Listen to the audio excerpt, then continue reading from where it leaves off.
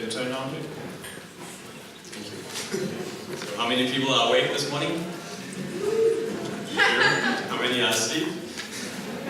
And how many are like in between? So you have come to the right room. I will try to wake you up a little bit, in a gentle way, of course. So just have a few technical things that is being sorted out.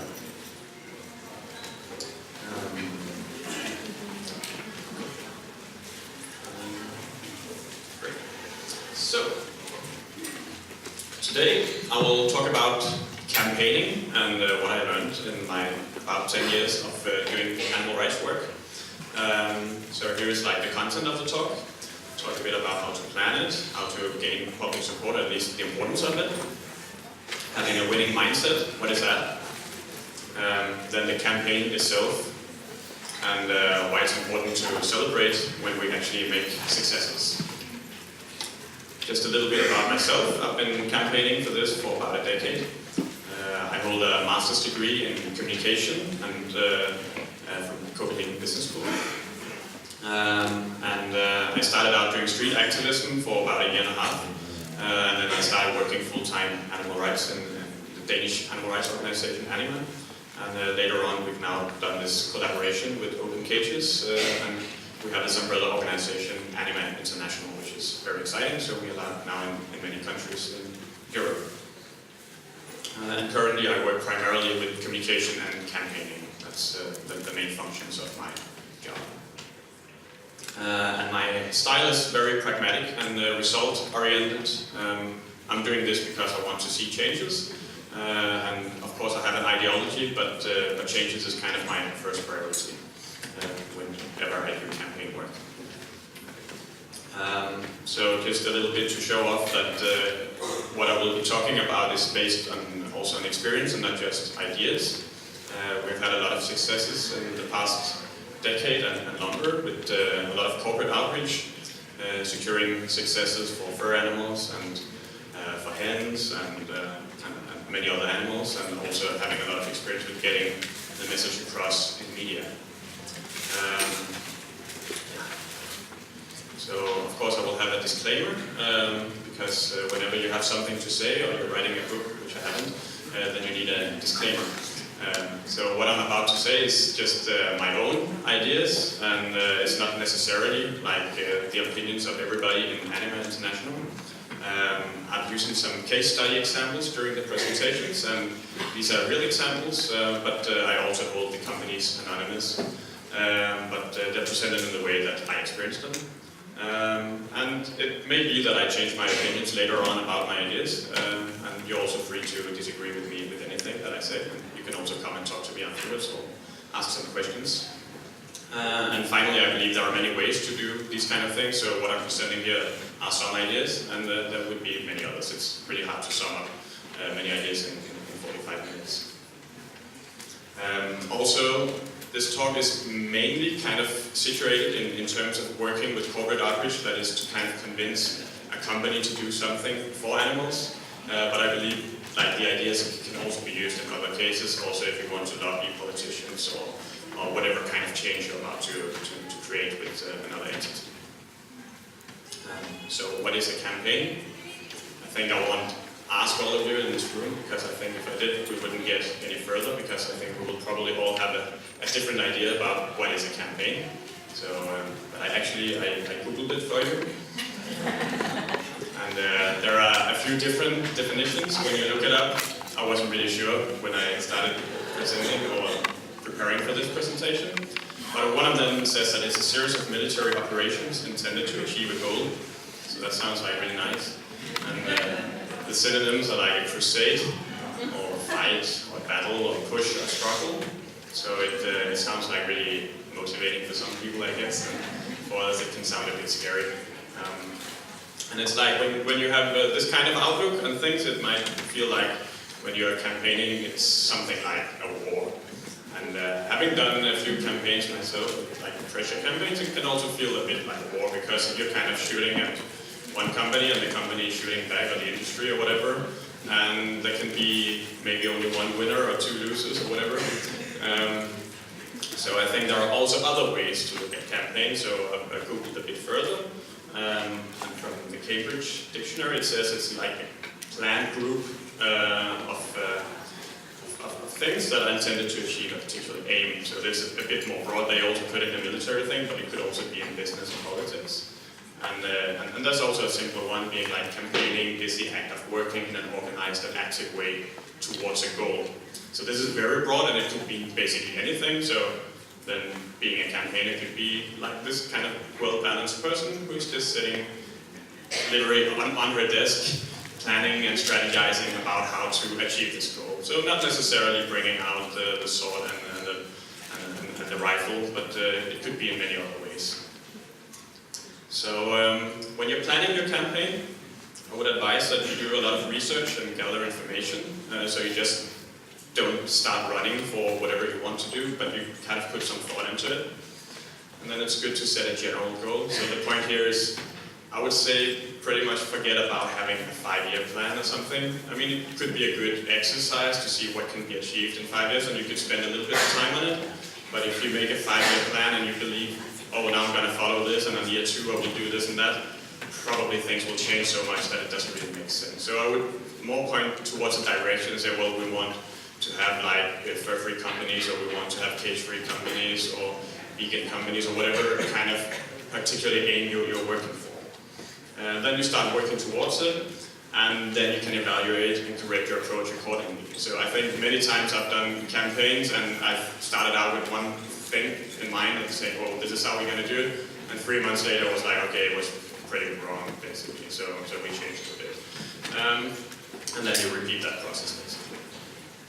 So there are actually 2 pitfalls in this process when you're kind of preparing for a campaign, and also when you're starting it out. And one is that you can be too fast. You just want to get out there and start doing things, and that has the downside of you don't have enough knowledge, and you might run into different problems. So I don't know if you know the story of the people trying to get out of the jungle, and they're like cutting their way through the bushes and everything, and then at some point they're not really finding out where they're going. So one person climbs on the top of one of the trees, and then he realizes, oh, we're actually going in the wrong direction. We're getting deeper into the jungle. And then he screams down to his friends and the group and saying, oh, actually, we have to go in the other direction. And they yell back, no, we're making progress.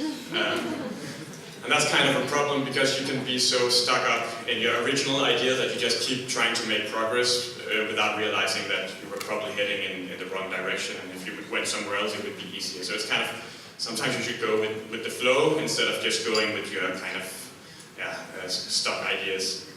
So in the other end of the scale, you can work really too slow, because you become a perfectionist and you want to know all the details about a certain thing, and then months pass and maybe even years pass, because it seems to be so complex when you dive into like animal cruelty cases, and you want to read all the articles and all the research that has been done. So that's another pitfall. So I would advise to kind of get within this kind of red square, which is really wide. So there is room for different kind of people, but also in terms of how complex the issue is. So the more complex it is, the more you should lean towards being more thorough.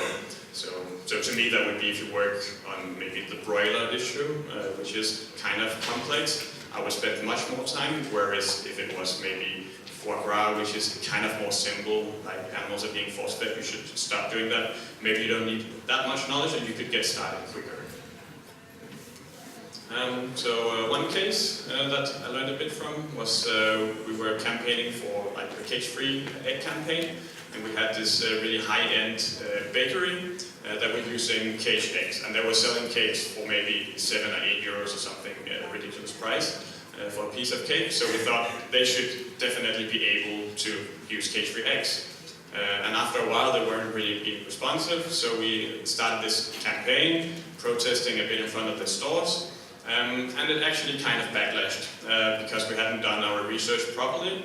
So the bakery, they went out with kind of this Facebook thing that went a little bit viral, and some media picked it up, and it was like, oh, actually Anima doesn't know what they're doing because we are selling organic, we're using organic eggs in a supply, and it was like, and by the way, a little bit of KHX, like 10% or something. But it was actually a little bit embarrassing for us because we didn't have that information available, and we had kind of started this kind of push, and suddenly we could end up being like the bully, not having our credibility straight. I mean, it turned out that when TV came and wanted to do something, the journalists, they were quite sympathetic to the cause, so we actually ended up saving our face, and actually it was actually more successful in a way. And it was also lucky there were some things like the protest we did was just 4 really nice looking young women standing with signs, so it didn't look like Hells Angels was coming and kind of pushing the door in or something. So they also seemed like a little bit kind of too itchy or too touchy about it. It's just some nice people coming and saying stuff using these kind of ads. So we ended up getting some good coverage actually. But I think if we could have done it again, we should have done more research, because it could have gone another direction and could have become pretty bad for us, and we could have kind of taken the campaign a bit back.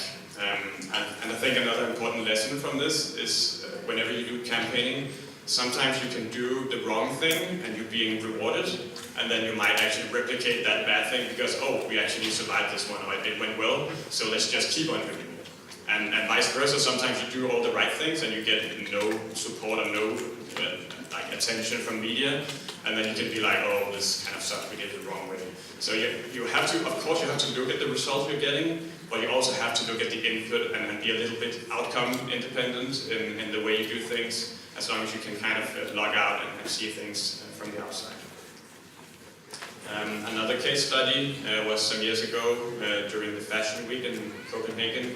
We had done a lot of fur issue campaigns, and we were like, oh, maybe we should kind of switch the topic a little bit and talk about exotic skins, because there were some really strong footage out there that we could use to kind of get some awareness and momentum around it. I mean, it didn't go that well, I think. It was just like getting into a new topic, like we had never done anything about crocodiles and snakes and othering snake farms, and like when you get into this topic, it becomes like really, really difficult. Like you have to watch all kinds of documentaries, and there are not that many out there. You have to read articles to actually just get your head around this issue. So I think I spent like a week or something researching, and in the end we only got like a few media mentions. And I was like, okay, maybe this was kind of the example where we spent too much time and we got too little out of it, because we hadn't planned like a long campaign afterwards. If we had done that, maybe it would have been more justified. So I think we failed a bit in being kind of too perfectionist in an area that wasn't very prioritized. So I would have done this differently. So either I would have planned a longer campaign for this, or I would have said, well, we shouldn't even do this campaign in the first place, because that time can be spent more wisely on another campaign where we know more. Because the startup costs of doing this were too high. And actually during the same campaign we made the other mistake of going too fast in another aspect, because to get this kind of message across with exotic animals, we were looking for some celebrities that were using these kind of bags, crocodile skin or whatever it was, and we just kind of pushed it out in a press release like these celebrities are using it. And it got a little bit of media attention in the tabloid newspaper, and then I was called up by an angry boyfriend of one of these celebrities saying, oh, what the fuck are you doing? Like, this is the biggest animal friend in Denmark, and she didn't know that there was a problem about this. And I was like, okay, maybe she's the biggest animal friend, she could have done her research or something. But still, it actually made a bit of sense to me that we had been too quick with pulling the trigger, and it would have been like just nice to kind of write these celebrities first and make sure that they actually knew what was going on, instead of just kind of running with the angle that they should have known better or something like that. So I kind of put a marker on that, and we also apologized to her, and we made it work, and now we have a good relationship again with her. She is actually a nice animal friend, it turned out. So we hadn't done our research good enough, and we just went too fast to actually get the awareness out. And I mean, we succeeded in one way, we got the awareness out, but we could have done it in a better, more thorough way, so I regret that we didn't do that. So now I'm just going to look at the clock to see how much time I'm doing. So doing public support, I think it's very important to create awareness. And I think there is this kind of circle of life, or whatever you could call it, that you create awareness, and when you do that, usually you get the public support. We have to remember we are working for a cause that to most companies and to most political systems is annoying, because at least in the short run it will be like a financial issue for them stopping using certain animal products. So that we need like stronger arguments, or we need more support on our side. So if we don't have kind of the public support and the public credibility for whatever we're doing, we're probably going to lose. So we need to create awareness as much as we can and get the public on our side. And it's usually not enough to just get 51% of the public, because the most support will just be passive support. It's like, okay, when I'm asked, I'm kind of against this. So we need like 80 or 90% in many cases, and we need kind of some people who are really, really supportive of what we do. And when we do get the public support, we can get the campaign successes. We can like get companies on board with introducing better animal welfare policies or whatever it is. And when we get that, then we get actually newsworthy news that we can that will create more awareness, and then it kind of goes in this positive loop that you create awareness, you get public support, you get companies on board, you get more awareness, and so it goes around. So keep that in mind. So another case story. I don't know how many saw Dina's presentation yesterday, where she actually showed this movie, Ava's Story. It's a story about a caged hen, and you follow it from the day of birth until it's about to be killed, and then it's actually saved. So here's a spoiler, it's only a 5-minute video. In the end it's saved, and it's a really nice story. But this is actually an example of how you can take an issue that is a little bit difficult, because it's birds and it's hens, and most people, they don't feel so much sympathy with these compared to dogs and cats and horses or whatever. So you need to make like really, really high quality material. And we managed, like my colleague Jan and Dina, they managed to make this really incredible film that went viral, and it really got a lot of people to think about it, and it really helped our campaign in getting companies on board, because now it became kind of common knowledge among people that there is a really big problem in the egg industry, especially in the caged egg industry. So I would encourage people to think in terms of quality over quantity very often, especially when it's cases that are not so popular to begin with. Then we really need to put in more effort to make it accessible. And here's just a screenshot when Mercy for Animals, so it was translated into many languages.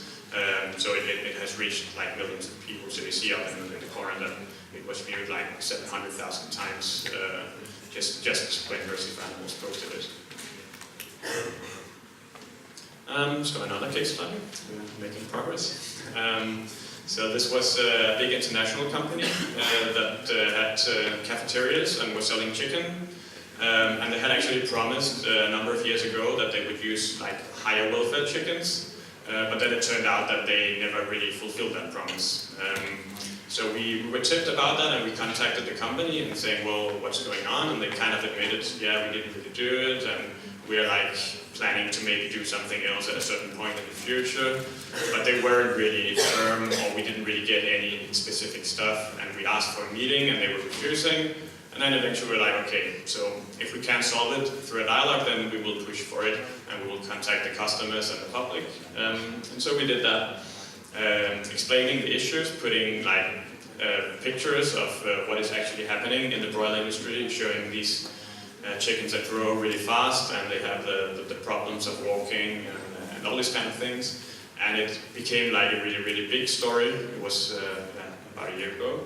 And the whole media attention thing, that got the company thinking. So it shows how important it is to get media on our side and public on our side, because eventually the company, they actually changed their policies into basically what we asked, and in Denmark alone they actually stopped selling chicken, and they still have stopped selling chicken from this. So it shows that getting the public on board sometimes, and actually have this outrage where they contact them on Facebook and media get interested, it can get us a really long way. So I'll talk a bit about the mindset. So I state that a winning mindset is a balanced mindset, and what I mean by that is that we should be able to put ourselves in the other people's shoes. Sometimes we like when we feel this very strongly, we are maybe only able to put ourselves in the animals' shoes if they only wear shoes. So I'll put a few few things there. So it's important to know our stuff. I think this is important because very often, if we come from a place of, well, I'm vegan for the animals, I'm against animal cruelty, then we don't really care about the details, like how small is the cage, or how many animals are crammed, or what exactly are the problems that the animals face in terms of diagnosis. So we're just against it. And when we're just against things, we're not being really convincing when we're presenting this to a broader audience, because it's like, I feel it's wrong, I think it's wrong. So we need to know like more details about it. We should know ourselves, like what are my strengths, what are my weaknesses, and play into those.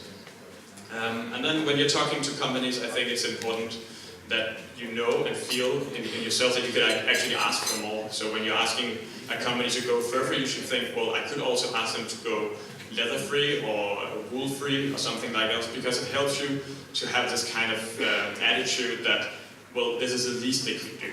So you don't get there and you think, oh, please, could you consider doing this? I know that it might be difficult and maybe it will hurt your financial line in the first year or two until people have understood it. Like, then we come from a weak point of view, so we should really come from a strong point of view that we know that we could ask for so much more. So it's kind of the thing that we have to convince ourselves about first. Then I put that we should have this appropriate mix of these kind of personalities. At least that helps me when I'm doing campaigns. So there is a poker player who can calculate products and finding out what is the right strategy. Should we go for this, and what would happen if we did that? We have the defense lawyer. So if you've ever been to a courtroom and seeing a defense lawyer, you will be quite impressed that you can have even a person who is definitely a criminal, but when you hear the defense lawyer story, you're like, well, maybe it's actually a nice person, and maybe I should actually hope for the person not to be sentenced or something like that.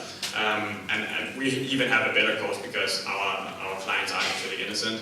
But if you can present it in this way to whoever we're talking to, then people will actually be convinced because we know all the good arguments.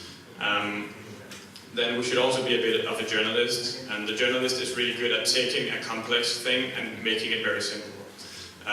So I mean, if we just talk about so on one hand I say we should know our stuff, we should know all the details, but we only need that in very few cases. In most cases, we just need to present it in a very short and convincing way.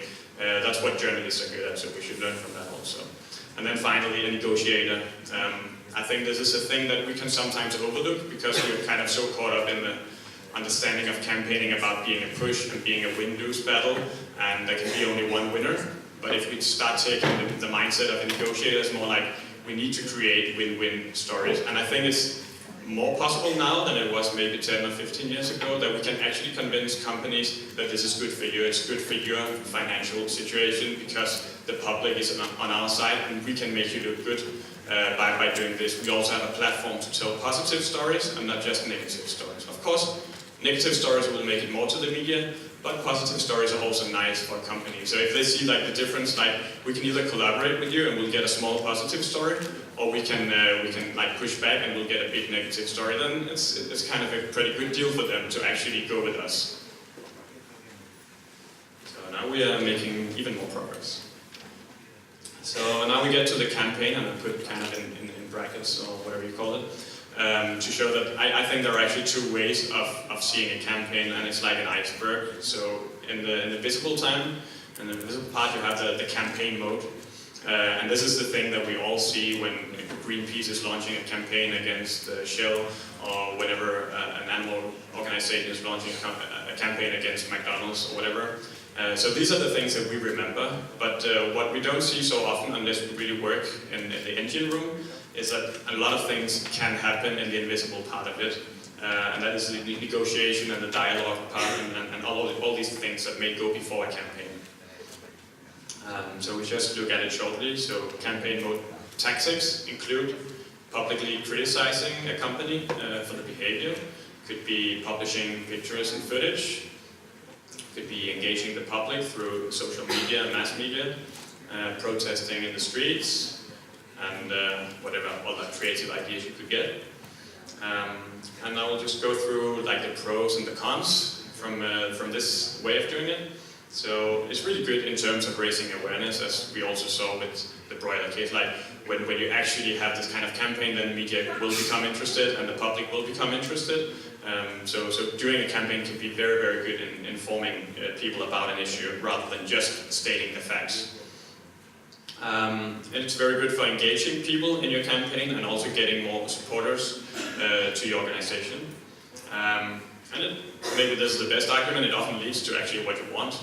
So why would you not want to do a campaign? You can ask, well, we'll get to that in a bit. And it also makes your organization known in the business, which helps when you're approaching the next company, then they know, okay, we saw what happened with the other case, maybe we should just kind of make an agreement with you guys. And then I put that as crazy, sexy, cool.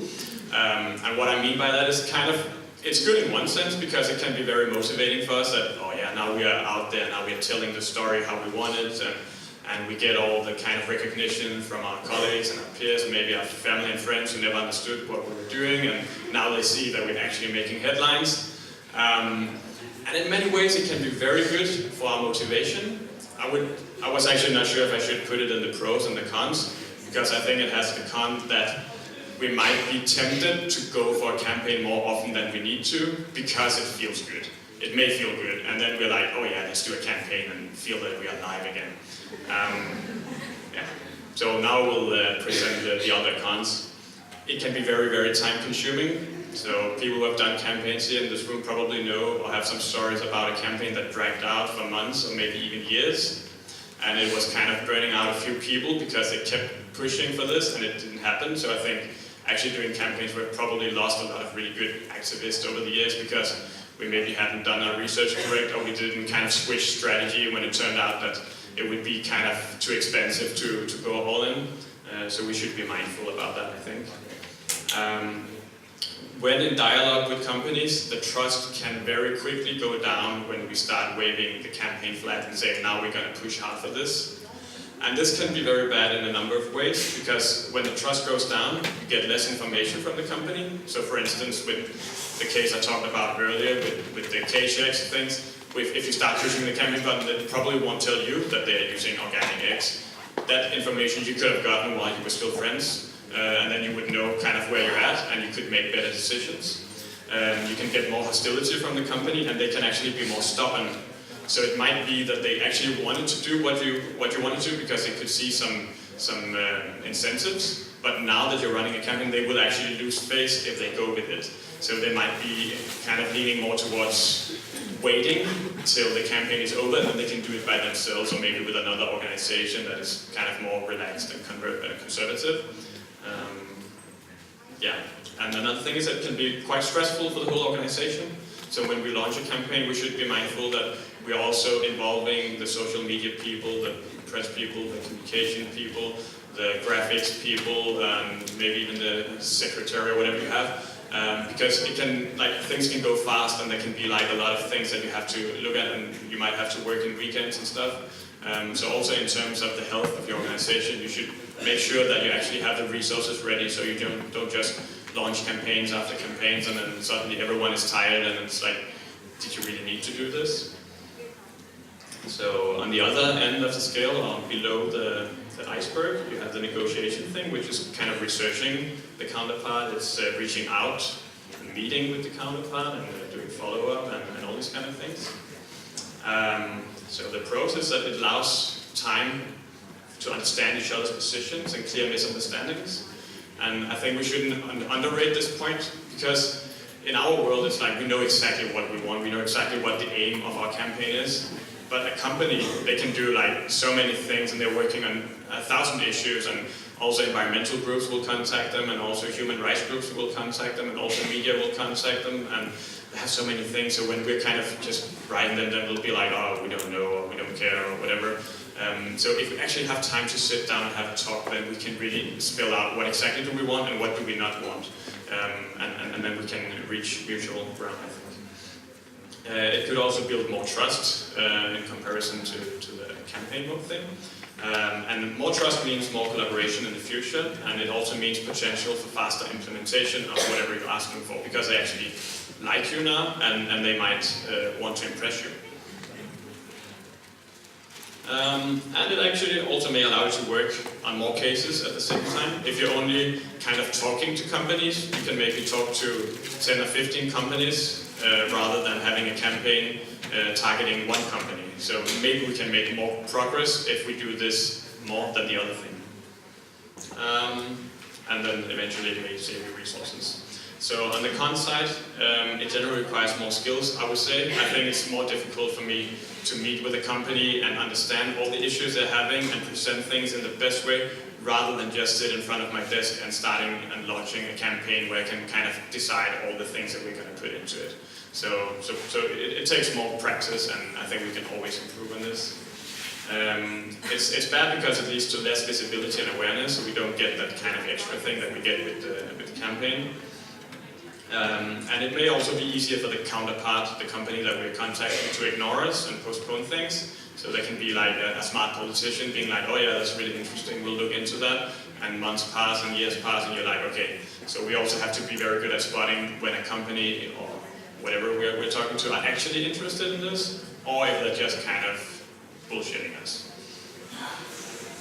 So, case study 5, this is just a small thing, but this is also related to our broiler campaign when we were reaching out to companies. And of course, when you reach out to companies and you write them emails, a lot of them will not be responded.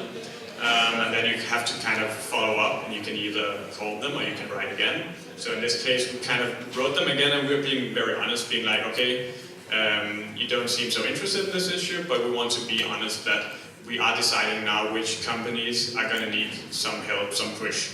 And it was kind of stated in a very obvious way, but one of the companies replied back like, we don't like your threatening attitude. We're like, okay, it wasn't that bad. But it also made me think that it could be that it was the right thing, because now we got the conversation started, but it came with the cost of a bit of trust.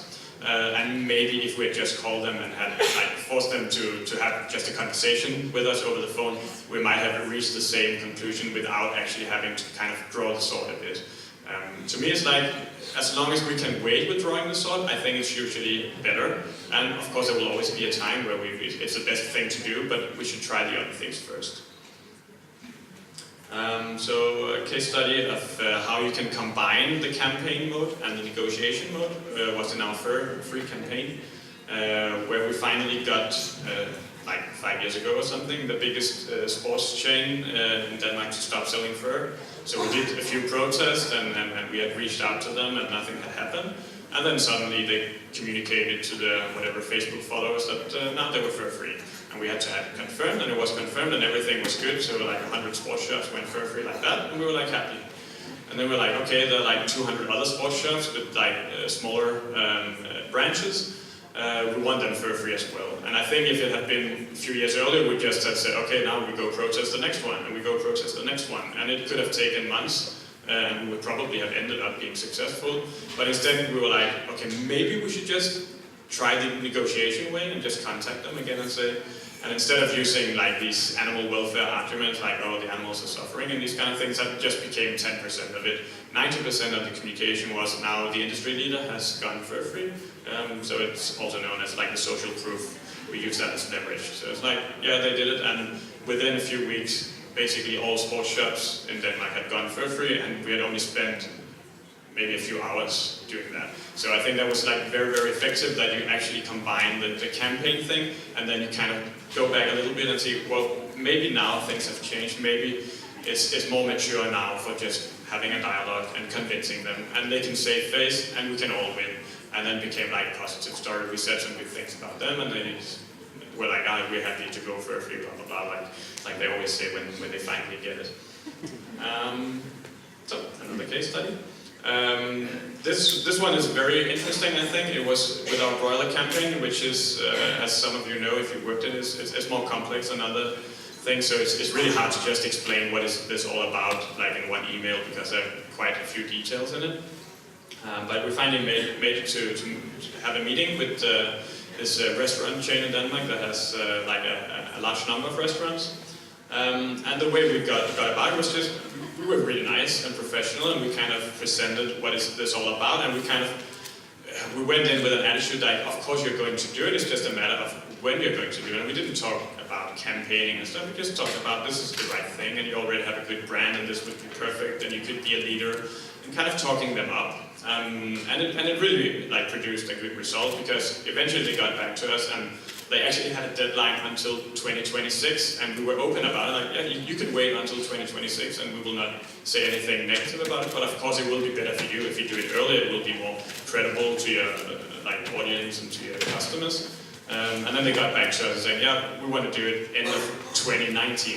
So like 6 or 7 years earlier. And I'm quite sure if we had just done it like the hardball way of pushing, there would have been, okay, you get it, we do it in 2026 and that's it. And a funny thing along the line of having this conversation with them, we also found out that we had actually missed them in our cage-free campaign, so they were not cage-free. And the way they went cage-free was just like, you know, we're writing with them and like, oh, by the way, are you cage-free? And they were like, oh, no, we're not, but now we are. I mean, to me, that was like that's really good. That's the power of having a good dialogue and actually be friends. And now we can tell good stories about each other. And the animals won, and the company won, and we won. And I think we should seek more of those opportunities. And I think there are much more of those opportunities when we actually start believing that it can happen in this way. And maybe it couldn't so much 10, 15 years ago. So we also have to change. When times are changing, we should also change. I have one book recommendation because I think it's always good to read books when you have the time. It's a rare thing these days with YouTube and everything. But this one, Never Split the Difference, is one of the best books I've read about how to actually do this kind of negotiation. It's a guy who worked with FBI, a hostage negotiator, and like the surprising thing is like he was kind of approached by the university, I think it was Harvard, and read all these kind of theories about how do you actually deal with these things, and they had kind of the bully tactics, like you are surrounded, you should surrender, we are more powerful than you. And what that actually did to the hostage takers was like they became more desperate, and they would very often kind of kill the hostages. Whereas if you came with the FBI method that was developed through trial and error, that was much more being a psychologist, just listening to the hostage taker, understanding his emotions. And really being understanding of the person, trying to find out what is actually tricking this person to do this, and then eventually, very often, they would just release the hostages because they trusted you. So I think this can be applied also to what we are doing, and I think we would be surprised how far we could go if we develop these skills more effectively. So I just have one slide about learn how to master the media. I'm not going to get into details about it. I know my colleague Kirsty in the other room is doing one presentation right now, so I hope that we will all watch that later on. She's very good at that. I did one myself in Luxembourg last year that can also be watched online if you want to do it. But of course, having the media on our side and get them interested is so important, otherwise it's very hard to make progress. Why should we celebrate when a company do what we do? I think it's quite obvious, but I'll just run through it. It helps to build the awareness. It helps to build a relationship and an alliance with other companies. And I think we need that. I think the animal rights community or the movement has been really good at alienating companies and being like, we're the only one who are right and the rest of you are wrong. And we have many enemies actually as a result of that. And when we get the chance to actually make friends, I think we should capture that opportunity. It builds momentum when you contact other organizations that you already have some successes to share, and they saw that, oh, we could actually have the next good story out. That would be good for our CSR policy or our image or whatever they're thinking about. And internally, it increases the team spirit. Like when your colleagues, they see, oh yeah, we have this positive story, like they become more happy and your supporters become more happy. And then I just put that that's the right thing to do from the reasons I just said. Like, when we actually have a nice thing to say, we should say it. We shouldn't just be like caught up in problem thinking all the time. We should also be the ones sharing the good stories, and I think that will also attract more people to our movement. And it's like, oh, it's also a positive movement that actually has nice things to say. And how do we celebrate? We can do it through social media, through mailing lists, through websites, press releases, and we can even give out flowers or cake sometimes. I remember when I started out doing animal rights work, I read this book, Peter Singer book. I can't remember the title of it, but it was about this activist from the 70s or 80s, Henry Spira, who did like a lot of campaigning before so many people did it. And I remember one of the cases there, he was contacting, I think it was the FDA in US that was branding cows in the dairy industry. Very painful process, and they collected money to do full ads in New York Times, kind of showing the public that FDA is branding these bulls, and it's really, really bad. And it sparked like a big debate about it. And then it ended out that they actually succeeded with this campaign. But instead of just moving on to the next target, what they actually did was they actually posted an ad again in New York Times, like says, "Who listens? FDA listens," or something like, being really positive, and they actually spend a lot of money on that. And then later on you learn that they have a new campaign with the FDA, and they come and have a meeting with this CEO or whatever that guy was. And then he notices that in the office he has this kind of poster of the positive one, like, "Who listens? FDA listens." And then they had a much, much better conversation. And yeah, we should actually, also for strategic reasons, if we actually do something nice for companies, they might actually want to return the favor. Especially now when we're doing so many corporate outreach things. Now we're talking about broilers, and who knows, in a few years we'll probably talk about fish. And if we just kind of, come out being the bully, we get our result and then we move on, and they're like, "Oh, it's these kind of people again." But if we actually make them feel good afterwards, and they're like, "Oh yeah, it was actually nice collaborating a bit, at least some of the time, you were nice people," then maybe they will listen more when we have other topics to talk about. Yes, so we are getting there. I have some final summing up. So the whole point is, have a general plan that you're willing to change, get the public on your side, raise awareness, understand your counterpart, and cultivate a balanced winning mindset.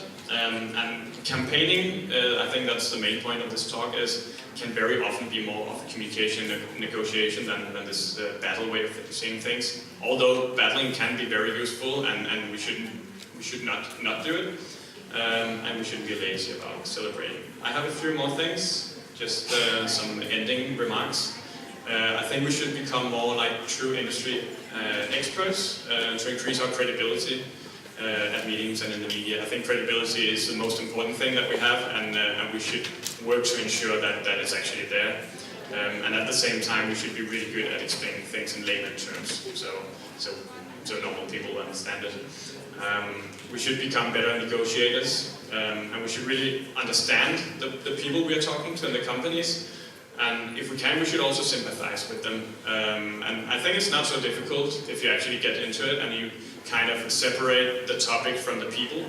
And I mean, recently I was meeting with some leaders of the broiler industry in Denmark, so people who has a slaughterhouse and slaughtering chickens. But actually we had a really positive meeting, and I thought they were really nice people generally. And I think we should really work to see that, and not just see, oh, these are working in the other industry, so they must be the enemy. They're not necessarily bad people just because they work in an industry that does bad things. And at the same time, we should be really professional in the way we state things, so the other person, even though they can't do it, or they feel that they can do it, they will be like, oh, I really hope I can do this, because what you're saying is actually making sense, in the way that you present it.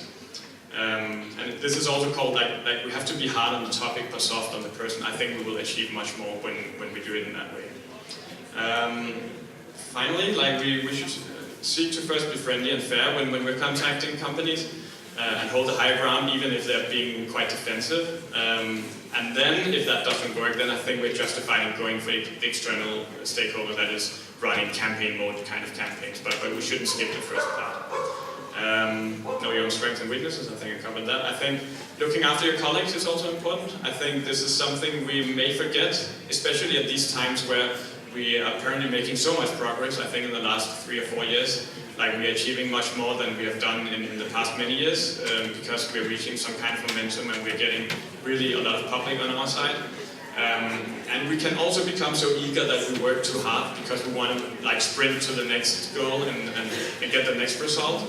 And then we forgot to look after ourselves and each other. And it's kind of a taboo to talk about stress, but I think a lot of us can be stressed. I've experienced it myself. I have colleagues who have experienced it. And we should really look after each other because we don't want to lose people because they're kind of burning out. I think when we have this conference in 10 years' time, I hope I will see all of you guys, and then a lot of other guys, and not just a lot of other guys because we're like, oh yeah, we have to win this campaign, and then we burned out our colleague because it was really important that we did it next week instead of next month. So it's a marathon. It's a cliche, but it's a true cliche. I think that was what I had to say. Thank you so much.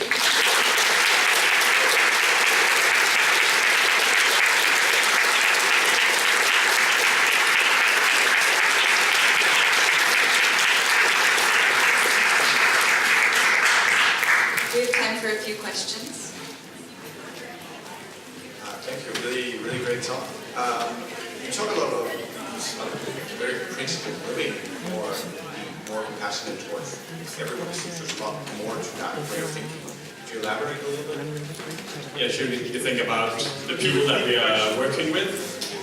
Yeah. So yeah, I think just in general, I think it's important, as I said, that we separate the people from the problem.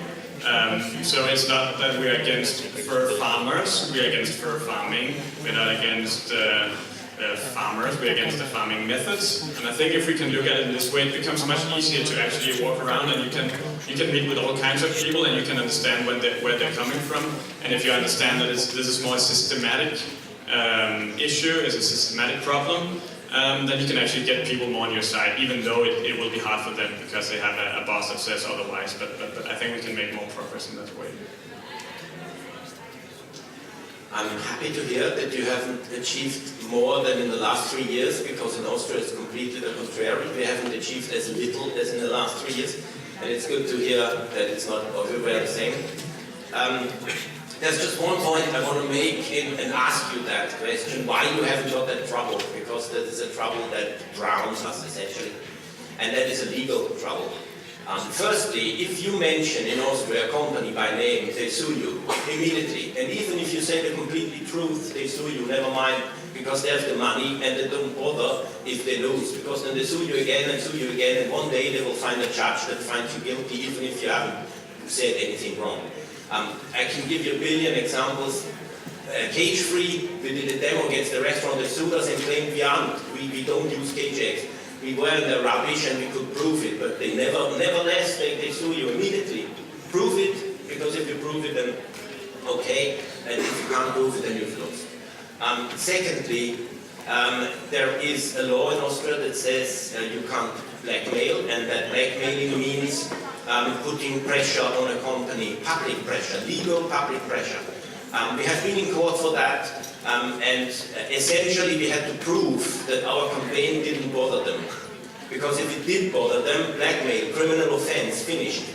And it is an understandable law, because if you say, I know a dirty secret about you, so stop selling this and that, otherwise I published a dirty secret, then you are liable for blackmail. And they consider them selling caged eggs a dirty secret.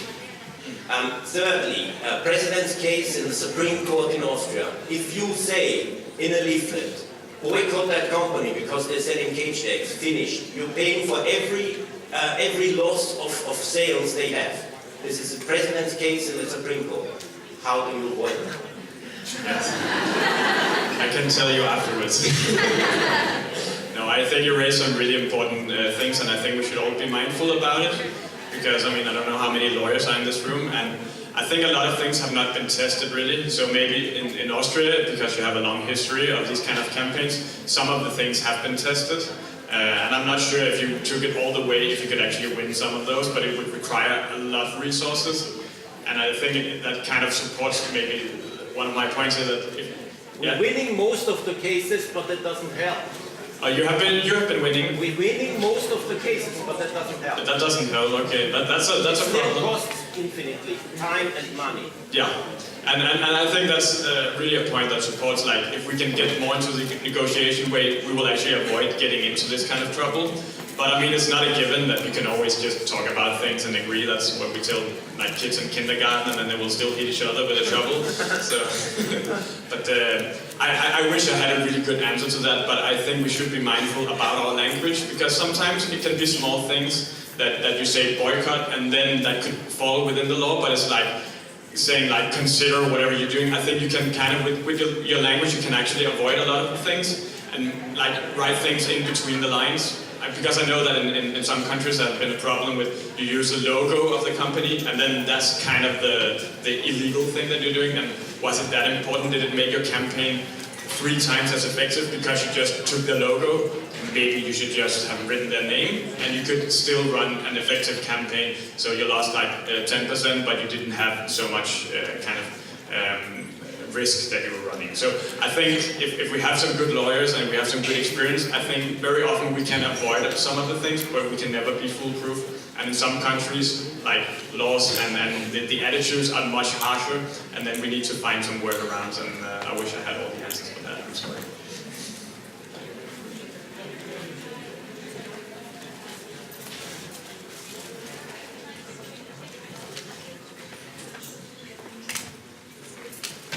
So you talked a lot about credibility in negotiation. I think it would be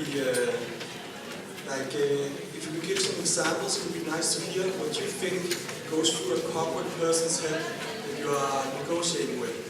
And if you give some cases of some mistakes you made or some just to speak out loud their mind so we can kind of hear it, because it can be hard to imagine what other people are thinking, but you have so much experience with this. Okay. Is that what I'm saying? Yes. So I think when I started doing corporate outreach, I was very much interested in how the animals, they were living and the conditions, and I thought that if I kind of presented this in a very convincing way, then the company would also be convinced. But I guess I was a bit naive, thinking, oh yeah, because the animals are suffering, then we should stop profiting from it. So I think the more we can think about that, probably, and there are there are examples where it's not like that, but probably the company doesn't care too much about the animals. They want to say that they care, so we should present them with these kind of arguments, that these are the animal welfare arguments, but the way we communicate with them should be in the business language. So this is better for your profitability, it's better for the way you communicate with your audience and your customers. So if you think about, these are just kind of salesmen, these are just people who want to sell a product, and we have to convince them that the product they're selling is not the best product. They should switch to another product. Then we're kind of getting in their mind, and then we should be really good at understanding what their concerns are and actually speak them out loud in the negotiation situation. So if we center there, oh, we're concerned that if we, for example, stop using cage-free eggs, then we will not have any customers left because they cannot afford the next level of eggs. We should be like, oh, so you are concerned about that?